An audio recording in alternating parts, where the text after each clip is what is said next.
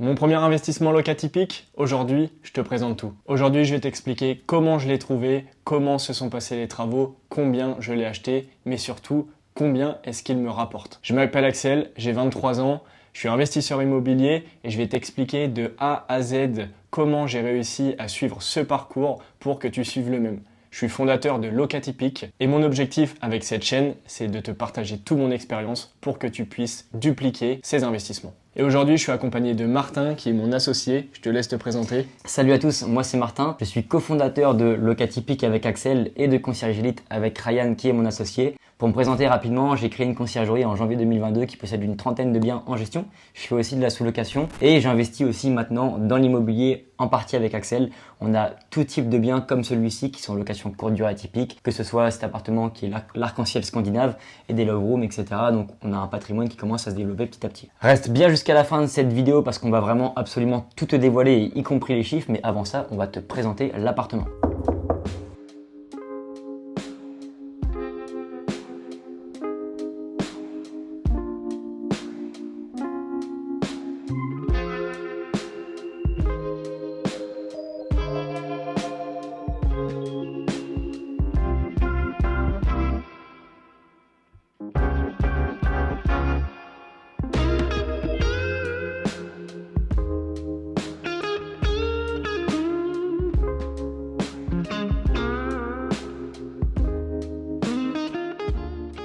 Bon, cet appartement, du coup, Axel, il est seul propriétaire. Tout d'abord, est-ce que tu peux me dire quand est-ce que tu as acheté l'appartement? Bien sûr, alors cet appartement, je l'ai acheté il y a environ 2 ans. Ok, et comment est-ce que tu l'as financé et comment est-ce que ça t'est venu à l'idée de créer un appartement qui est aussi atypique? Bien sûr, alors comment je l'ai financé? Donc il y a 2 ans, moi j'étais en CDI, Ok. donc je pouvais emprunter de l'argent. J'ai donc pris rendez-vous avec mon conseiller bancaire pour connaître ma capacité d'endettement. Donc elle était de 150 000 euros. J'ai donc basé mes recherches sur des appartements en dessous de 100 000 euros parce que je savais que je voulais faire des travaux. Okay. Et c'est donc comme ça que je suis venu à acheter cet appartement qui m'a coûté 92 000 euros. Ok, et donc de base, tu voulais partir sur un bien en Airbnb, c'était le but ou c'était pas forcément ton projet initial?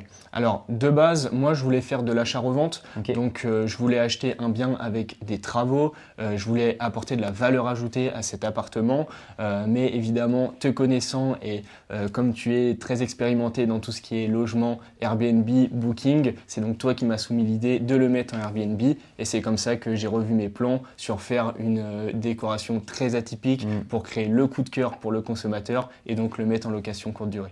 Ouais, c'est clair, parce que c'est vrai qu'au moment où tu as acheté cet appartement, tu avais un crédit qui était assez bas et par rapport à ce qui pouvait te rapporter en location courte durée, qui était une somme qui était beaucoup plus élevée, et on en parlera justement un petit peu après, bah ça a été assez intéressant. Ok, très bien.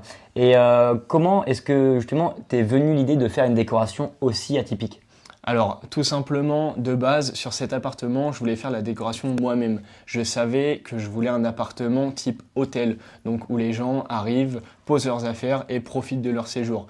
Il s'avère que j'ai pas réussi à faire les travaux tout seul. Je me suis donc tourné vers un architecte d'intérieur qui m'a donc fait les visuels 3D, qui m'a proposé le type scandinave. C'est elle qui a pris les choses en main et j'ai validé le projet à 100%. Ok, donc c'est vraiment elle qui a fait le projet sans que tu lui donnes de prérogatives, d'idées au préalable. Exactement. J'ai bien pu parler avec l'architecte d'intérieur. Elle m'a posé plusieurs questions. Je lui ai dit vraiment ce que je voulais dans l'appartement, mais c'est elle qui a choisi vraiment la décoration, le style. Je lui ai vraiment laissé carte blanche. Ok, donc si je récapitule, cet appartement, tu l'as acheté 91 000 euros. Forcément, il y a eu des travaux. Exactement. Et on va montrer, si tu as des photos de l'appartement d'avant. Bien sûr. Le projet fini en l'état, il t'a coûté combien? Alors, en l'état, j'ai acheté l'appartement 91 000 euros. J'ai donc eu 8% de frais de notaire. Donc, on était aux alentours des 100 000 euros. J'avais une enveloppe travaux de 30 000 euros. Donc, c'est vraiment une enveloppe dont j'ai disposé. J'en ai donc parlé à l'architecte d'intérieur et c'est elle qui a fini le projet pour 30 000 euros. J'en ai donc eu pour 130 000 euros pour un projet fini. Ok, donc 130 000 euros. De base, comme c'était une opération de marchand, si tu revends cet appartement demain, combien est-ce que tu le revends? Tu sais? Oui, exactement.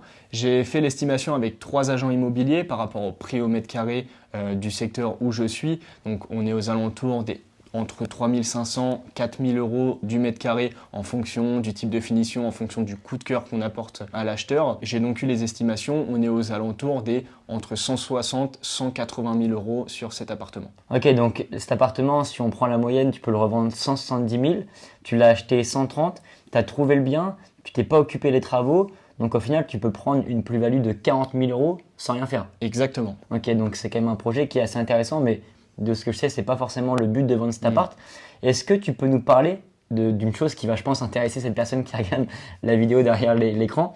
Quels sont les chiffres de l'appartement? Bien sûr. Alors sur les chiffres de l'appartement, je suis en moyenne aux alentours des 80 euros par nuit sur un taux de remplissage d'environ 23-24 nuits par mois. On est donc aux alentours des 1700-1800 euros par mois.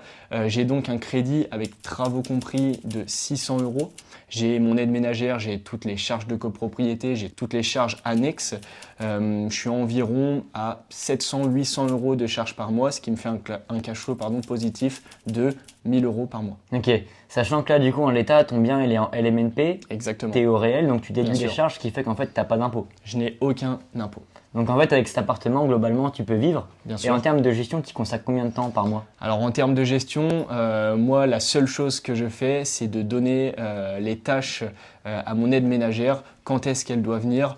J'achète de temps en temps les consommables, une fois on va dire tous les mois, donc j'y consacre vraiment 30 minutes par semaine. 30 minutes par semaine.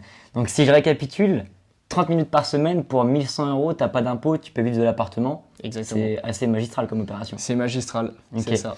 Bah justement, si ce type de projet, comme ce qu'Axel a réalisé, avoir un appartement qui te rapporte 1100 euros de bénéfices par mois pour y consacrer 30 minutes de ton temps par semaine t'intéresse, bah je t'invite grandement à aller en description parce qu'il y a un lien. C'est une formation gratuite où Axel, Ryan et moi allons t'expliquer exactement comment est-ce que tu peux réaliser toi aussi ce genre d'opération. Axel, c'était un plaisir. Merci beaucoup. Merci à C'était toi. Axel et Martin de Locatypique. Ciao.